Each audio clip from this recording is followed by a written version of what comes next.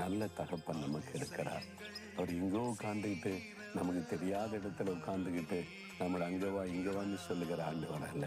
பக்கத்தில் இருக்கிறார், உங்களை கவனித்து கொண்டே இருக்கிறார். எல்லாமே எனக்கு தெரியும் அப்படின்னு அவர் சொல்லுகிறார். ஆனாலும் நீ கேளு, நீ கேட்டா உனக்கு செய்வேன்னு சொல்றார்.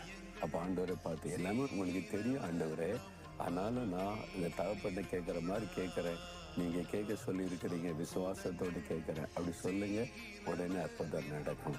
அவருக்கு தெரியுமே, விதண்டவாதெல்லாம் பேசக்கூடாது. சரியா? உங்களை தாழ்த்துங்க. இன்றைக்கு ஆண்டவரிடத்தில் சொல்லுங்க, ஆண்டவரே, இயேசுவே, தகப்பனே, எனக்கு என்ன தேவை, இன்றைக்கு இப்போ என்ன தேவைன்னு எல்லாம் உனக்கு தெரியும். அதனால நான் இயேசுவின் நாமத்தில் இடத்தில் வேண்டுதல் செய்கிறேன். இந்த காரியத்தில் இன்றைக்கு எனக்கு ஒரு அற்புதம் செய்யுங்க. என் தேவையை சொன்னீங்க, எனக்காக இந்த காரியத்தில் ஒரு அற்புதம் செய்வீர் என்ற விசுவாசத்தோடு உங்கள்கிட்ட தெரியப்படுத்துகிறேன்.